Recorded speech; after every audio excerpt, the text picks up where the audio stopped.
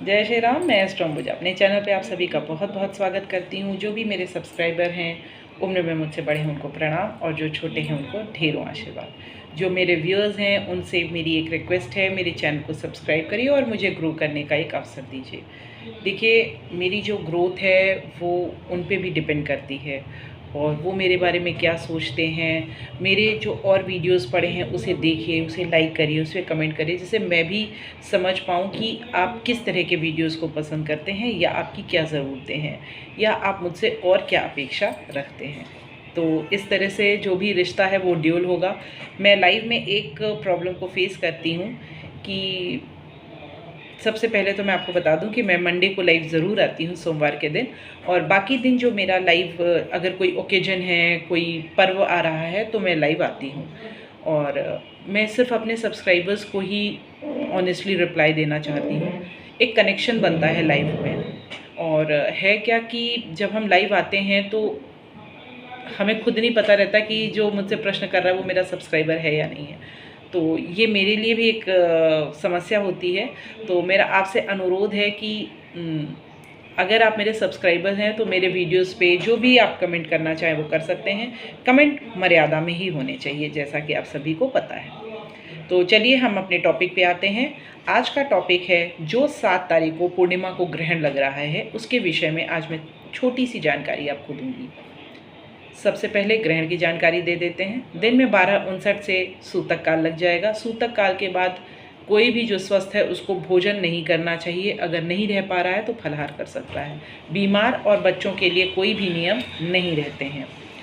और 9:59 से ग्रहण शुरू होगा। 1:26 रात तक ग्रहण रहेगा। अब आप देख रहे हैं कि 7 तारीख को ग्रहण लगेगा और डेट वाइज वो 8 तारीख तक जाएगा। जब ग्रहण पूरा हो जाए तो हमें कुछ ना कुछ वस्तुएं दान करनी चाहिए। खाद्य वस्तु भी हो सकती है, कोई अन्य वस्तु भी हो सकती है जो हमें डोनेट करनी चाहिए। 11 बजे से लेकर के 12:22 तक इसका मध्य रहेगा। तो उस समय हमें ज़्यादा से ज़्यादा जाप करना चाहिए, पूजा पाठ करना चाहिए। और इस बार बहुत सारे ग्रहण लगे, 4 ग्रहण लगे, और उसमें से सिर्फ एक जो है वो भारत देश में लग रहा है। तो ग्रहण को एक पर्व की तरह मनाया जा सकता है। इस दिन आप जितनी भी पूजा पाठ करेंगी वो आपके लिए ज़रूर फलीभूत होगी। और इसको ब्लड मून भी कहते हैं। देखिए, पूर्णिमा क्या होती है, एक नई शुरुआत होती है। पूर्णिमा के बाद से जैसे कि हम उत्तर भारतीय नए महीने की शुरुआत मानते हैं, क्योंकि प्रतिपदा, कृष्ण पक्ष प्रतिपदा से पूर्णिमा तक 1 महीना लिया जाता है। और साउथ इंडिया में, गुजरात, महाराष्ट्र में रूल दूसरा है। वो अमावस्या के बाद जो प्रतिपदा होती है वहाँ से लेकर के अमावस्या तक 1 महीना मानते हैं। खैर, इस विषय पे हम नहीं आते हैं, हम सिर्फ अभी इसी विषय पे रहते हैं। ये मैंने आपको ग्रहण की जानकारी दे दी। अब ग्रहण में जो काम नहीं करने हैं, ग्रहण में हमें बुराई नहीं करनी है।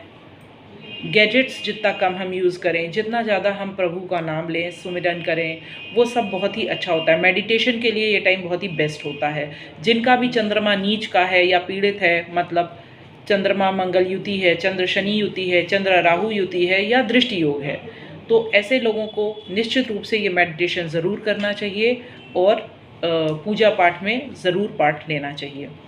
मूर्ति पूजा इस समय वर्जित होती है। जाप कर सकते हैं, पाठ कर सकते हैं, चंद्रशेखर स्तोत्र सुन सकते हैं, रुद्राष्टक सुन सकते हैं, या शिवाष्टक सुन सकते हैं, चंद्रमा का जाप कर सकते हैं, अपने गुरु मंत्र का जाप कर सकते हैं। अगर आपको कुछ भी नहीं समझ में आ रहा है तो राम नाम का जाप या किसी भी ईश्वर का जाप आप कर सकते हैं। अगली बार मिलते हैं एक नई जानकारी के साथ। जय श्री राम।